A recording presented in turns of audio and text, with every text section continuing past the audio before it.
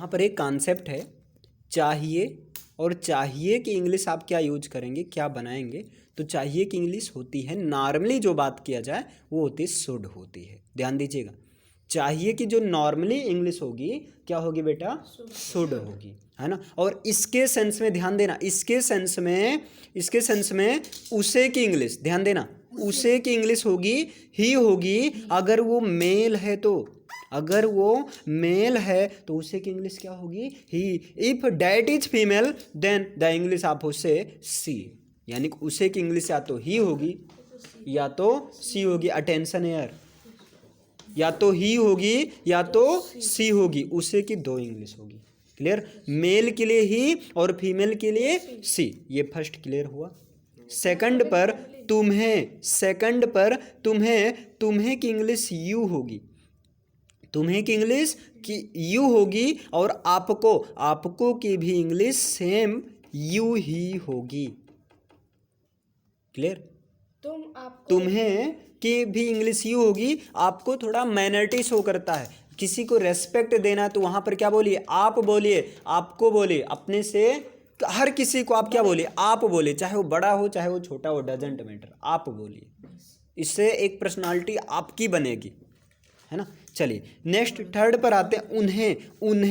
उन्हें की इंग्लिश होगी क्या होगी, दे होगी।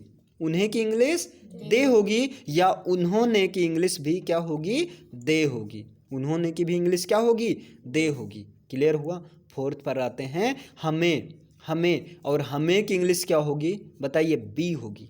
हमें की इंग्लिश क्या होगी, बी होगी। और मुझे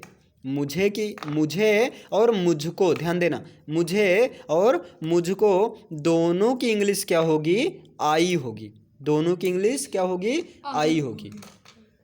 समझ पाए, क्लियर।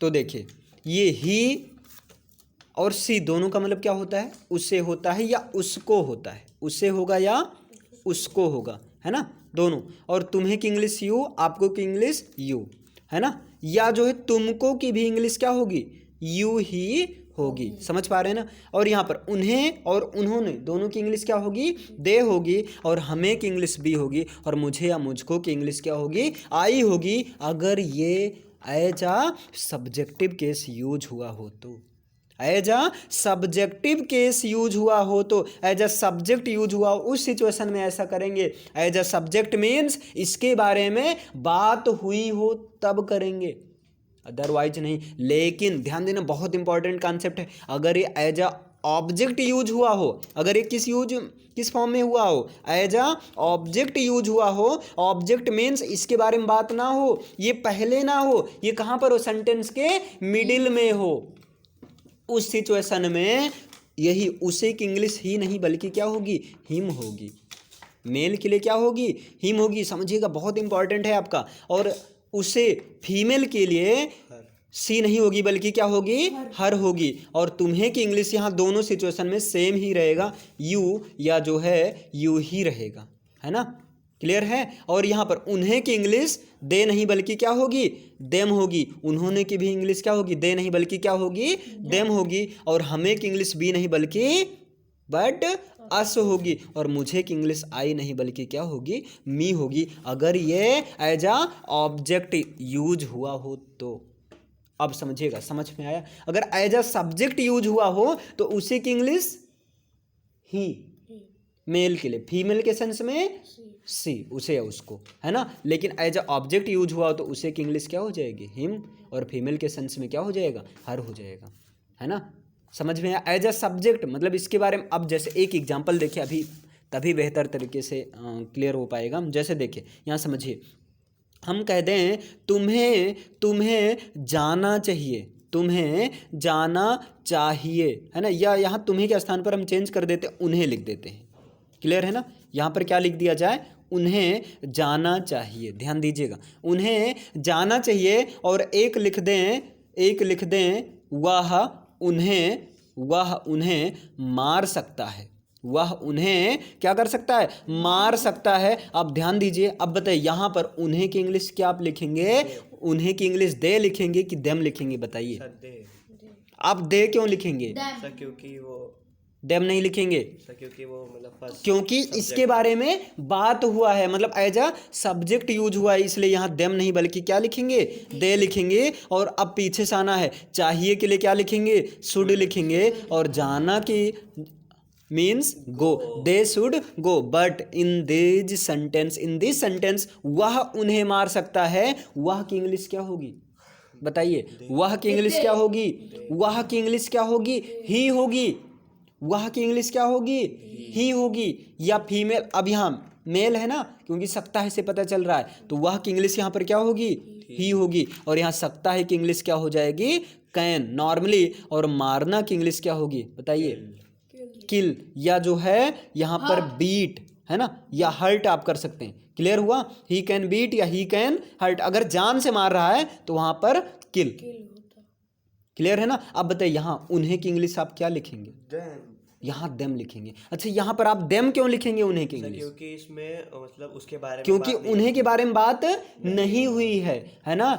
मतलब ये एज अ ऑब्जेक्ट यूज हुआ है, एज अ ऑब्जेक्ट यूज हुआ। और जब एज अ ऑब्जेक्ट यूज हुआ तो उन्हें की इंग्लिश दे नहीं बल्कि देम होगा। तो यहाँ क्या होगा, देम होगा। समझ में आया, समझ पा रहे हो बताइए, यहाँ कोई समस्या है ना। ये बहुत आपका इंपॉर्टेंट कॉन्सेप्ट है, इस चीज़ को समझिए। अच्छे अच्छे गलत कर देते हैं। जैसे हम कहते हैं, चलिए एक बताइए मुझको है ना होमवर्क पूरा करना चाहिए, बताइए इसकी इंग्लिश क्या होगी। मुझको, एक मिनट, मुझको होमवर्क पूरा करना चाहिए। एक सेंटेंस ये लिख दिए और एक सेंटेंस लिख देते हैं वह मुझे सताता है ना। वह मुझे परेशान करता है, सताता है, या इसको आप बोल सकते हैं वह मुझे परेशान करता है या परेशान कर सकता है ना। यहाँ करता है प्रेजेंट इंडिफरेंट के अफर्मेटिव में कर देते हैं। क्लियर। अब बताइए यहाँ मुझको की इंग्लिश क्या होगी, मी होगी ना। मुझको की इंग्लिश मी होगी ना। मी कैसे होगी, तो हाँ, तो एक कॉन्फिडेंस अपने अंदर लाओ है ना, अपने अंदर एक कॉन्फिडेंस एकदम आई होगी। कोई कह रहा मी होगी, नहीं, मी नहीं होगी है ना, आई होगी। क्यों आई होगी, वाई, क्योंकि हम मुझको के बारे में बात हुई है, मतलब एज अ सब्जेक्ट यूज हुआ है, तो यहाँ पर आई होगा। और चाहिए की इंग्लिश क्या बोलेंगे बताइए, चाहिए की इंग्लिश क्या होगी, शुड, आई शुड। अब यहाँ पूरा करना की इंग्लिश क्या हो जाएगी, I should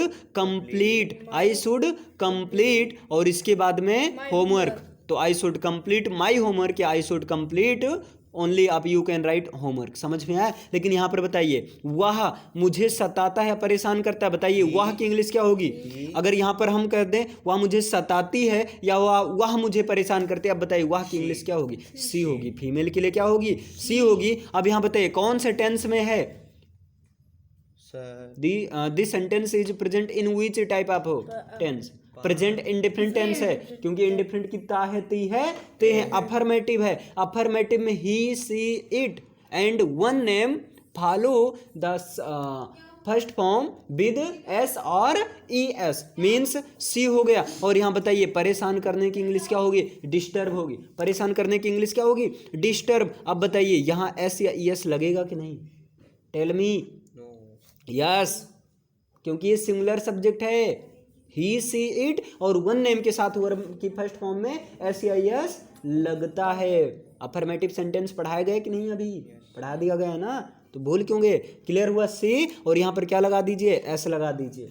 see disturbs me, C disturbs मी। अब यहाँ पर मुझे की इंग्लिश आपने आई नहीं लिखा, क्यों नहीं लिखा, क्योंकि इसके बारे में, क्योंकि यहाँ पर इसके बारे में बात नहीं हुई है, मतलब ये एज अ ऑब्जेक्ट यूज हुआ है ना। तो क्या हो गया, सी डिस्टर्ब्स मी। समझ पाए, बोलिए कोई दिक्कत है ना, एकदम क्लियर है।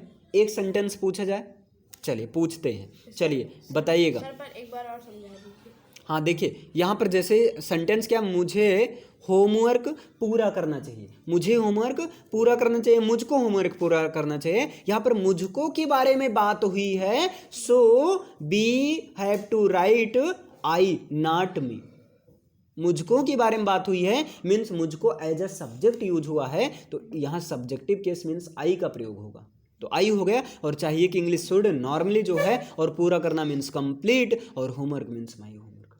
लेकिन यहाँ पर वह मुझे सताती है या वह मुझे परेशान करती है ना। तो यहाँ पर वह के बारे में बात हुई है और ये स्त्री है, इसलिए इसकी इंग्लिश क्या होगी? सी होगी। और यहाँ परेशान करना की इंग्लिश क्या होगी? डिस्टर्ब होगी। अब यहाँ पर एस लगेगा, क्यों लगेगा? क्योंकि प्रेजेंट इंडेफिनिट के अफर्मेटिव सेंटेंस ये कहता है कि अगर सब्जेक्ट ही हो, सी हो, इट हो और one name mean singular subject हो तो एस लगेगा, अदरवाइज नहीं। तो यहाँ डिस्टर्ब एस लग गया। और अब यहाँ देखिए मुझे की इंग्लिश क्या होगी? यहाँ मी लिखा गया क्योंकि यहाँ पर मुझे की इंग्लिश मुझे के बारे में बात नहीं हुई है ना।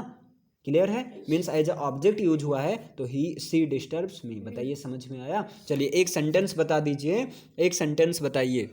चलिए आप एक सेंटेंस बताइए है ना। इसी पर अगर हम कह दें वह तुम्हें, है ना, वह तुमसे प्यार करती है, इसकी इंग्लिश क्या होगी?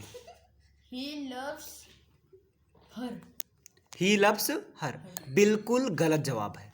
देखिए वह तुमसे प्यार करती है, स्त्री की फीमेल की बात हो रही है तो यहाँ पर वह की इंग्लिश क्या होगी? सी होगी। कोई बात नहीं है ना, अभी स्टार्टिंग है ना। तो सी और देखिए सी के साथ एस लगेगा तो सी लव्स और तुमसे की इंग्लिश क्या हो जाएगी? मी। सी लव्स मी। क्लियर है ना। चलिए अब आप बताइए, है ना, आप बताइए, है ना, तुम मुझे एक किताब दे सकते हो। तुम मुझे किताब दे सकते हो। हाँ, तुम मुझे एक किताब दे सकते हो, इसकी इंग्लिश बताइए। अब बताइए, इनको तुम की इंग्लिश नहीं पता है? हाँ, यू। देखो हनुमान जी की शक्ति याद आ गई ना। तुम मुझे एक किताब दे सकते हो। देखिए सिंपल सा तरीका है, पहले जिसके बारे में बात हो उसे लिख दो, फिर पीछे से आ जाओ, है ना, फिर अप्लाई करो। तो तुम की इंग्लिश क्या होगी? यू होगी। अब सकते हो मतलब कैन, दे मतलब कैन गिव, है ना, यू कैन गिव, हाँ good, you can give me a book. समझ में आया? चलिए आप बताइए, है ना। चलिए आप बताइए, वह उसे पहचान सकती है। वह उसे पहचान सकती है। या वह की हो गई सी हो गया। पहचान सकती है। हाँ, ती है का हो जाएगा पहचान सकती है। शी सकती है बेटा, कैन। She can. गुड। पहचानने की अंडरस्टैंड। अभी देखिए पहचानने की इंग्लिश नहीं पता है, सोचिए। चलिए रिकॉग्नाइज होगा, है ना। रिकॉग्नाइज हर। हाँ, सी कैन रिकॉग्नाइज हर। अगर फीमेल की बात हो रही, अगर अंडरस्टैंड मीन्स होता है समझना, है ना, तो सी कैन अंडरस्टैंड हर।